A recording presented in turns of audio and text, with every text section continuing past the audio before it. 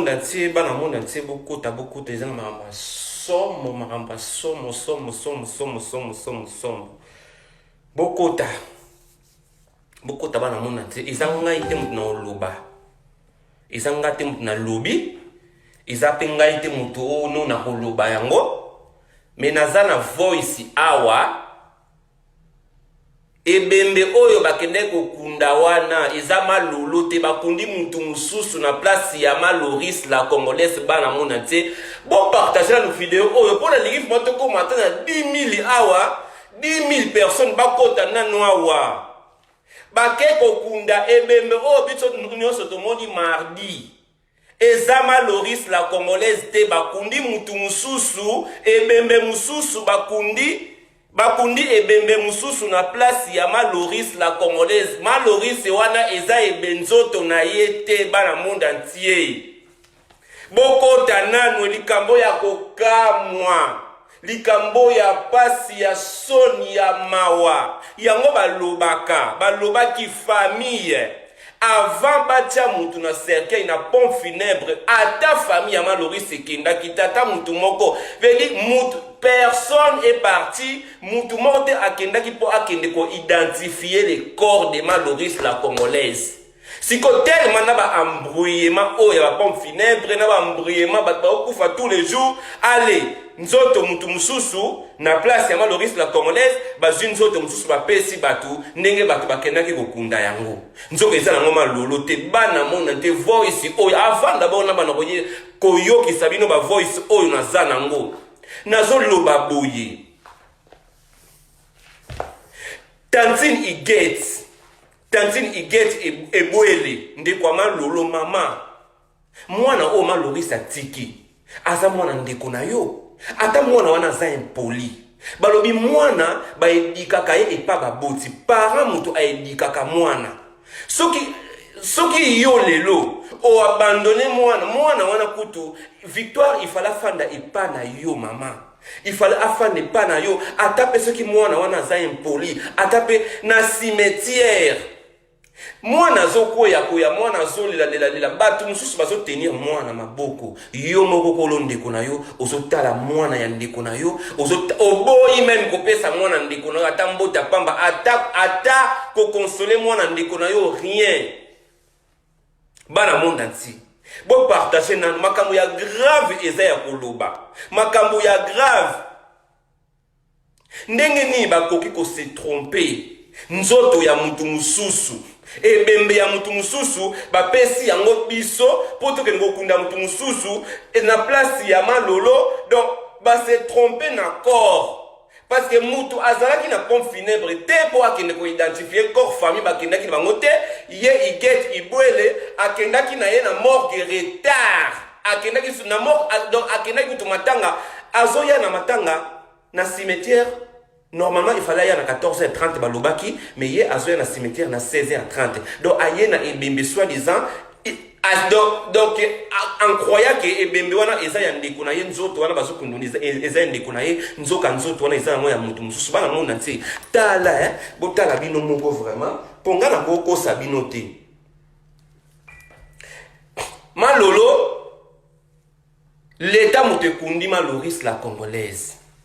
Maloris la congolaise l'état mutu ekundi moni l'état nde ekundi malolo bota la niveau ya cercueil oyo wana batima yo cercueil wana eza cercueil oyo l'état epesaka cercueil ya mabanga wana na mutu lokola malolo a mérité kokunda mabongo te bana monde entier malolo akundami lokola mbwa akundami na ye kutu pete parce que mutu oyo bakundi wana eza na ngoma lolo te malolo bakundi ete mutu wana bakundi wana eza mutu mususu ba se tromper na place ya malolo na soni makambo tunazoka na soni na kobanga koluba makambo oyo bana monde entier na kobanga mina ocha voice na ocha bino voice bo yoka bino moko donc ebembe o biso nyonso to leli Maloris akufi ok mardi ebembe biso to moni ba direct nyonso o biso to moni wana nzoka nzoto wana eza na nzoto Maloris la congolaise te mutu azoloba yango eza mutu asalaka na morgue na cimetière à Pantin fille wana asalaka kombo na soki Françoise asalaka na cimetière natala kombo na awa kombo na Françoise asalaka na cimetière ya Pantin yende mutu azoloba kutu eza kuna cadre ya lisolo azu abimi do non bana monde entier likambo grave likambo ya grave vos partager na lingi vuma voice oyo avant na tia yango vuma boyoka yango po non bo partager nanu bo partager na lingi vuma mutu nyonso ayoka yango po o eza makambo fo bato bayoka yango mama iget ibwele yaya tala ndeko na yo vraiment mwana ndeko no atiki yaya non kimutema mabe boye kimutema mabe bolingi même pas ko sentir mwana ndeko no atiki mwana ndeko no azo vivre na ndako ya mutu mususu alors que yo mama nekine mama kulutu na ye ozawana atapi mwana wana zaka impoli balobi parent nde abikaka mwana aebikaka parent te bake kokunda ebembe mususu nzoto ya mutu mususu na place ya Maloris la congolaise boyoka bozozela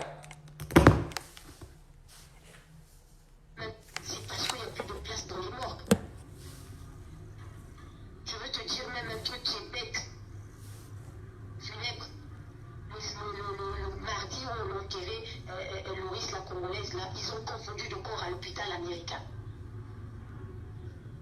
On a enterré la mauvaise personne. La personne qu'on devait enterrer encore à la mort. On a su ça hier. On est obligé.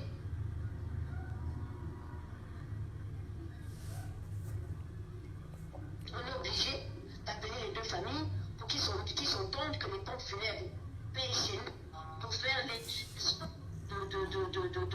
Pour faire l'exhumation, il faut appeler les deux familles pour faire l'exhumation parce que les pompes funèbres, il s'est trompé dans le corps de Moussoussou. Pourquoi? Parce que la famille n'est pas y allée. Famille qui a quitté pour identifier le corps. Même pas une personne qui a identifié le corps pour ba corps ezalaki tellement donc ba se tromper et bembe biso to kundi wana ezama lote boyo ka souvent na monate na zone ça so voice au botia pena mato ici s'il vous plaît. C'est parce qu'il n'y a plus de place dans les morgues. Je veux te dire même un truc qui est bête. Funèbre.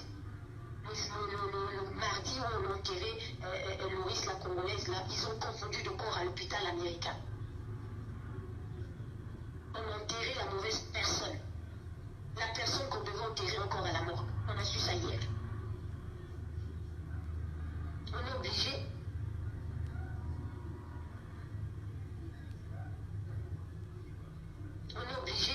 D'appeler les deux familles pour qu'ils s'entendent que les pompes funèbres payent chez nous pour faire l'exhumation de ce corps-là. Donc avec tout ça, ça va vite et être...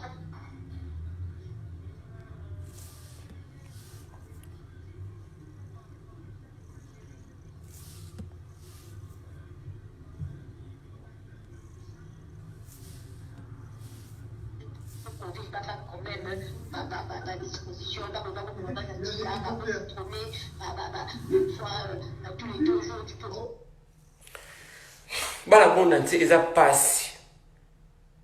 Donc pompe funèbre bah se tromper, so peut na corps, so peut donc eza passe pe mawa. Et bembo biso to kundi eza na mama lolote. Donc ma lolo azana ye donc to yebite ce qui famille ni na mo ba zupe corps o ouais to yebite famille nini batu nini ba zu corps ya ma lolo. Na ye donc est-ce que ba kundi donc même si ba kundi ba ko ça l'obligé à vous déterrer. Ba ko ça bana mo botala bino moko place ba kundeli et bembe oyo soit disant il nga kezala ya malolo. Botala libulu ya mabaya libulu oyo vraiment libulu lokola zamba boy tala cercle ya mabaya ata bino moko vraiment est-ce que malolo atape ce pe bakunda ki awa est-ce que amérita ki vraiment boye vraiment pour mbongo apparemment ce qui paye ba cotisation non eza botala bino mokotala botala ce n'est pas normal bana monde entier boyoka liso voice yango hein. C'est parce qu'il n'y a plus de place dans les morgues. Je veux te dire même un truc qui est bête. Funèbre. Le mardi où on a enterré Loris, la Congolaise, là, ils ont confondu de corps à l'hôpital américain. Bah confondre les mardis. La fille à Solobaké, ils ont confondu les corps à l'hôpital. Les trucs donc ba confondre qui nzoto ya mutu mususu na nzoto na place ya nzoto ya Loris. Boyoka. C'est parce qu'il n'y a plus de place dans les morgues. Je veux te dire même un truc qui est bête. Funèbre. Le mardi où on a enterré Loris, la Congolaise, là, ils ont confondu de corps à l'hôpital américain. On a enterré la mauvaise personne. La personne qu'on devait enterrer encore à la mort. On a su ça hier. On est obligé.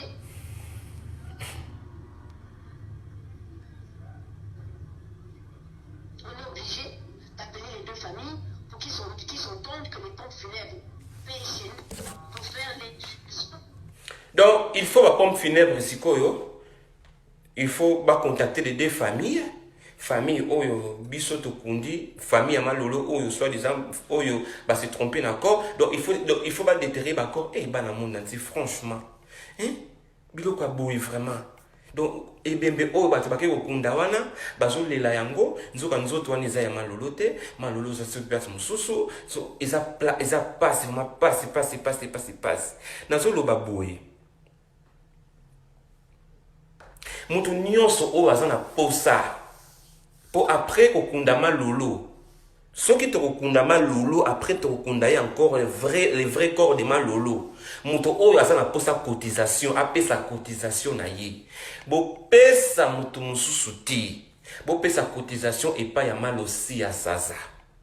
Bo pesa cotisation ozara na mboka nini, olingaka malolo, ozana posa pesa cotisation na yo. Moi quelque chose pour na matanga. Pour le confinement, aussi, il faut salama. Alors, pour ça, il y a un bon cotisation, il y a un bateau, il y a un malamu. Bon, ça, pour ça, on a bien Paris. Bino bateau, vous avez Loris, la Congolaise, vraiment. Bino bateau, il y a musique, il y a ce qui peut, maman, il y a. Combo la moni, ce qui combo la moni. Bon, c'est la kaka, bambongo, il y a un musicien. Bosi la bambongo ya ba musicien te pour bosala ba matanga pour bosala soki nini ti. Bosi la bambongo ya batu wana ti. Bokunda malolo to kunda malolo oyo no sakoza na posa acha cotisation na eba bobenga numéro ya Malosi ya Zaza. Numéro ngo je l'ai quelque part ici, il faut que je le trouve. Numéro yango nakotia yango na titre tout à l'heure parce que je nakopaki yango awate nakotia numéro Maman Lucia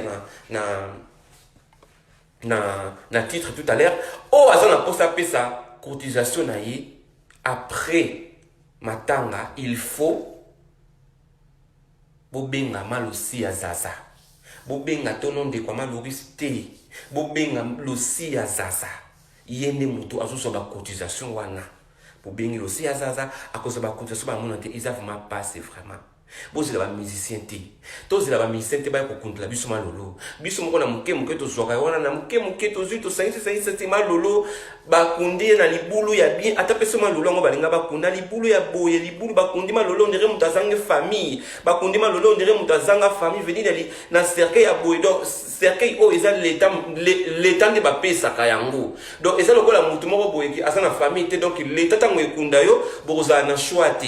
L'État a proposé c'est exactement ce qu'ils ont fait avec les corps de Loris la Congolaise. Soit-disant les corps, pardon. À taper sur les corps, moi, ils ont qui est. Ils ont mérité peu boïté. Ils ont mérité boïté.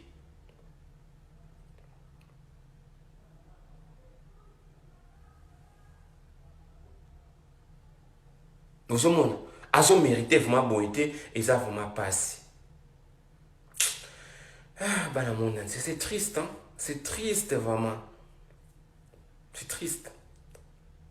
Donc, c'est quoi? On a été inventé. Non. Ils ont binomo kozo kaboyo qui voice oyo, binomo boyo na yo qui sabino li sous. C'est parce qu'il n'y a plus de place dans les morgues. Je veux te dire même un truc qui est bête. Funèbre. Le mardi où on a enterré Loris, la Congolaise, là, ils ont confondu le corps à l'hôpital américain. Ils ont confondu les corps à l'hôpital américain. Bino camarade Loris la Congolaise. Franchement. C'est la cotisation des musiciens. C'est la cotisation. Combien de personnes au Bayaki? Combien? Même si tu es en temps de confinement.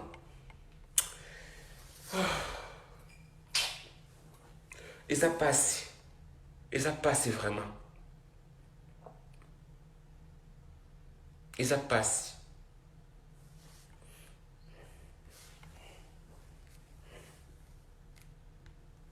Donc, oui, bana monanse, nzoto oyo, bakundi wana, eza nzoto ya malolute, eza nzoto ya mutumsusu.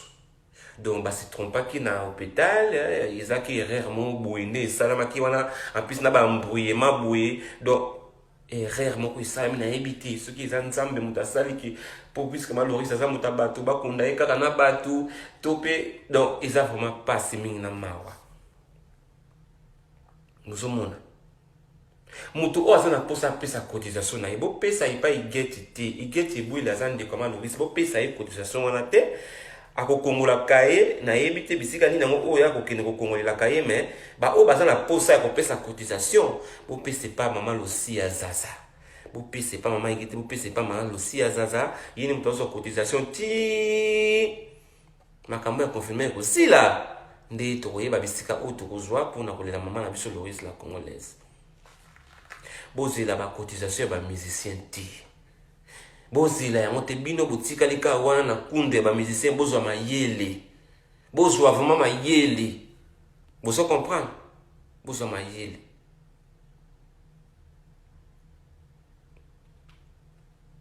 Bozo mon.